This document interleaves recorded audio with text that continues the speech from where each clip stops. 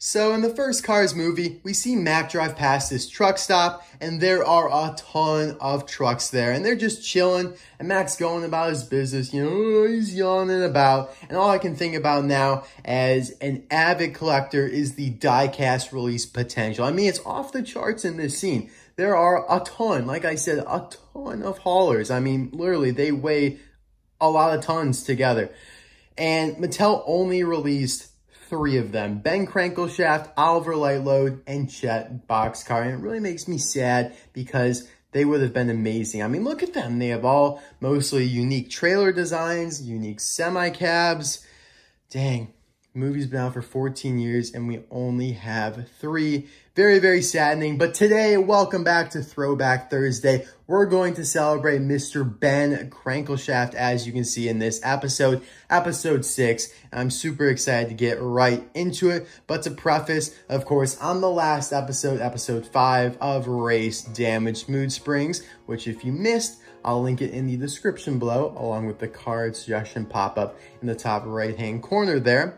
I put a poll on that video asking you guys what car you would like me to review next for Throwback Thursday, and Mr. Crankleshaft won by quite a bit. I mean, he just barely had the majority there by 57%. That's pretty much just because of the fact that I have so many options. I have 5 options, and I don't intend to really change that. So, of course, we have a new poll for episode 7. Let me know what you'd like to see next. I got some really cool stuff. A couple carryovers from the last episode, though.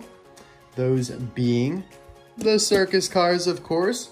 I love the circus cars. They're only 5 years old, but they are supposed to be released in 2010. So I'll split the difference, call it 2012 and a half. They're throwback. That's episode something. It'll be in the future as soon as you guys vote for it. Then we got the Queen. She's about 8 years old. I consider her throwback. Then we got Mater's cousins here. They're about 12 years old now, so they are most definitely throwback. Of course, very cool and rare releases that could go with, what was it, like episode 4 with Bubba? Or was it episode 3? I don't remember. Same type of deal here with the Motorama Showgirls, who were also released in the Storytellers line. So that is option 4 for you guys. And the wild card, are you ready for it? It's pretty exciting. Colossus double XL dump truck here. He's too big. I can't even fit him on the camera there. But yep, he's about 8 years old as well. 7.5. So those are the 5 options for you guys. Let me know in the comments and vote who you'd like to see next. Of course, the voting poll is in the card suggestions as well. All right, we're gonna get right into it now with Ben. And because I like this guy so much, we're going to read his bio out of the Meet the Cars book. Get a little background on him, Ben considers the open road his home, fellow truckers, his family, and the top-down truck stop his dining room. He is few close buddies, but makes friends in every town he passes through. Once Ben has met somebody, he never forgets their name. That's a lie. He can recognize a familiar grill anywhere. Dang, well, that's pretty sweet. Now, the funny thing here about Ben in the book is that his design doesn't actually match the diecast, so I think whoever made this book kind of took the wrong image, but we're just going to pretend that doesn't exist. And look down there at the vehicle type, which is a Northern Star semi-hauler. That's cool. All right then. Now we got a little extra media to show for Ben here from the 2010 collector guide, which of course he was released in 2010 as a hauler. Trucks and trailers. Press F in the chat for Shiny Wax Hauler twice. Actually did it twice because he was canceled twice. Coming soon, we got Shifty Drug Hauler, Chet Boxkaar, Oliver Lightload, and Ben Crankleshaft. So Ben, as you can see, was the last one to be released technically from the booklet here, although they did actually intend to expand the line with Vitaline Hauler, Gasprin Hauler, Vusine Hauler, and a ton more. But I just find it funny that like Shiny Wax Hauler got canceled at number 12, yet all these other ones that were plastic got released. I really don't know. Maybe they just couldn't get the color green down, but these all got released here. 13 through 20. I'm pretty sure some of these did get canceled though, but because they were re-releases, it didn't really matter. Like RPM Hauler and Octane Gain Hauler, I don't think they were re-released in the 2010 Final Lap packaging. Now, Ben also received a more recent, just a semi-release in the Toys R Us Classic line as a deluxe. And the difference between that version and this one is that there's a hole, or the hole is filled actually, so you can't connect the hauler to it. He's gotten a little dusty over the years, but yeah. So a pretty nice re-release for those who couldn't get him back in the day, because he is extremely rare. Goes for around $150 nowadays in the package. So I'm very fortunate to have him, but unfortunately for those, you know, who missed him, you can get the semi for relatively cheap, but you can't really get the hauler still. Maybe he'll get re-released sometime in the future. But anyways, his semi cab here is metal. You know, this part that I'm holding, obviously the chassis is plastic, and the tires as well, and the smokestacks, the side view mirrors, and his hat. So he has got a lot of plastic. So there are his eyes. Looks like mine took a little bit of a beating there on the black outline. And there's his grill, which is textured, which is really, really cool. He's got a plastic bumper here. I love that expression, you know, just kind of like cranky. I mean, Crankleshaft. He looks cranky. I like that a lot. Then you got the silver outline around the door, some of the grab irons there, side view mirrors, smokestacks, these little barrels down here. I always loved how realistic the semis and, you know, the haulers looked. These ones, not exactly the piston cup ones. I mean, they look good too, but they're a little bit more quote unquote cartoony, and they're supposed to be because, you know, they're marketing. But anyways, his license plate is the classic ML115, who really, I mean, it's a character. ML115 is basically a character because about like 50 cars have that license plate. I might even have one on the table here just because, I mean, it was literally on so many cars. I wouldn't be surprised if one of the cars here I have on the table has that license plate. Well, I guess not. Whoa, whoa, whoa, whoa. Oliver Lightload over here might... Yep, I knew it. Yep, there it is. Used on so many cars, not even just semis. I mean, just on regular cars from the Piston Cop and other just Cars 1 related characters. So anyways, moving on to the trailer now. I like this simplistic, just square design here where you got the blue lines and then black square, black square, black square. Looks really simple and cool. And like I said, realistic.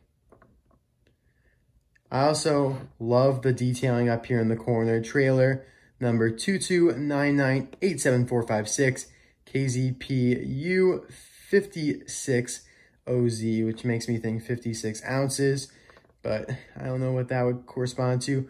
4015 JF4562. If you guys have any idea what this stuff means, if you want to do some deciphering, please let me know. I'd be highly interested in this because it has to have some meaning.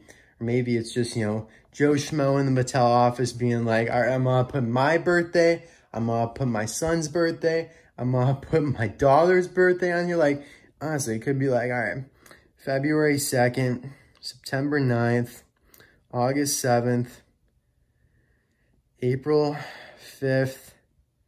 I don't know. I really don't know. Maybe February 29th, leap year. Then September. No, it just wouldn't work. The numbers are too high. I don't know. Down here, we got some other cool detailing. S2, 6, S8. I can't read. And then like a little caution, which you can't read what it says, but I can tell it says caution with the exclamation point there. So that's really cool to see. And of course, you also have the white and red caution lining the entire bottom here.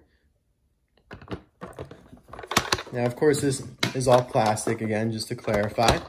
And then, I don't know, Ben here, he literally was like my favorite hauler because, again, it was just so realistic seeing this.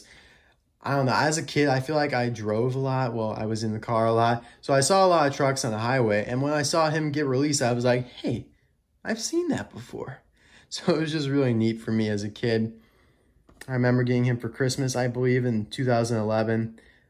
Just so much nostalgia, you know, guys. You got gross, 67.2 thousand pounds. Tear, 6.8 thousand pounds. And net, 60.4 thousand pounds. So if you add the tear and the net together, you would get the gross.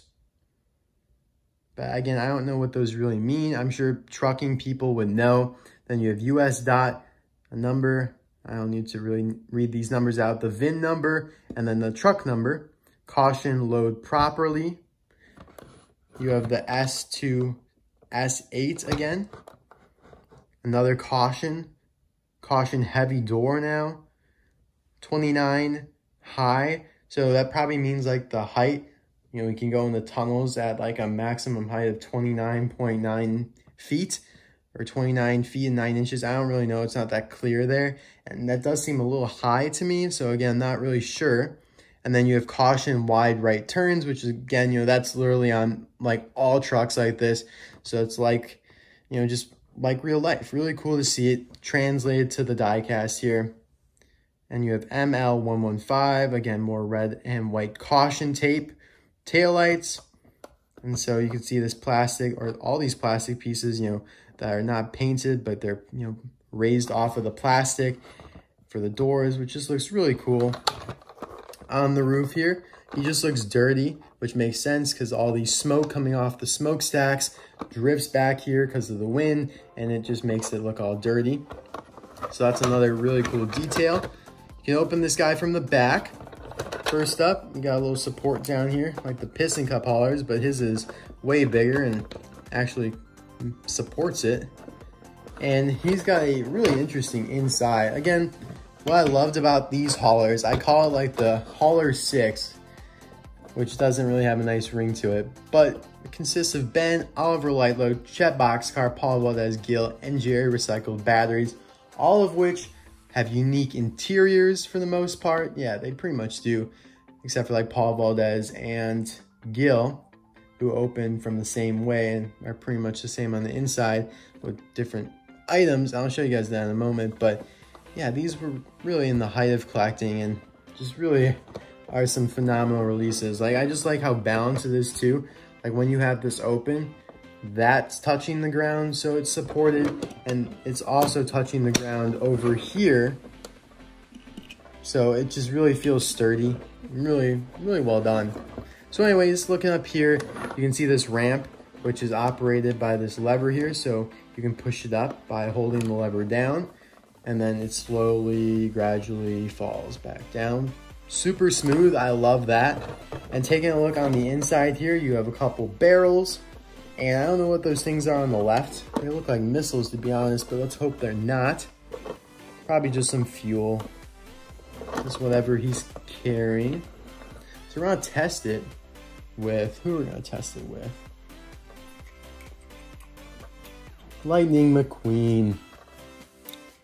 So Mr. McQueen's gonna drive on up here. See how sturdy it is? Like, you don't even really have to hold the hauler. Well, yeah, you kind of do, but you know what I'm saying. It's really nice and sturdy. And there are indentations for his tires so he doesn't roll off. And then you can get him to roll down, kind of like a launcher, like a gravity-propelled launcher or Kickstarter. Oh, wrong way. I love that. Definitely one of my favorite all-time releases is Ben Crankleshaft. And that reminds me, you know, in the future, near future, I will be doing a video on like my all-time top 50 diecast, because, you know, I can't do top 5 or top 10. It's just not enough for me. Top 50 is probably going to be where it's at. And yeah, that video will be coming soon. I'm really excited to do it. I want to do some like ranking videos just to, you know, diversify my content. But anyways, on the front here, you also have this kind of like vent. Not sure what it really is. I'm not a big trucking guy, so I'm sure some of you guys in the comments are much more knowledgeable than I am, so let me know, and it can easily snap back together. And yeah, just to show you guys the other haulers, which I did review in the past, I'll also put that link in the description below. Very cool video. where I actually show all the haulers except for Ben, coincidentally. But yeah, just to briefly, prove my point, they all have unique interiors, which is what makes them so amazing. Of course, we know Jerry Recycle Batteries has the most unique from opening the front. You got Gil here. Gil's always a pain to open. Yeah, he's got the toxic waste in there. Paul Valdez opens the same way, but he has what looks to be like some tools or batteries, something along those lines in there. And Chet Boxkaar opens from the back like Ben and Oliver, but he is, I don't know, he's just got a pallet in there. We'll talk about all that in a future video. Very excited to continue Throwback Thursday and hopefully get to those other haulers. But anyways, guys, let me know in the comment section below, who is your favorite hauler out of the quote-unquote Hauler 6? And again, thanks so much for watching. I hope you enjoyed episode 6 of Throwback Thursday. I will see you on Saturday for a new video. As always, new videos Tuesday, Thursday, Saturday, and Sunday. Bye now, guys.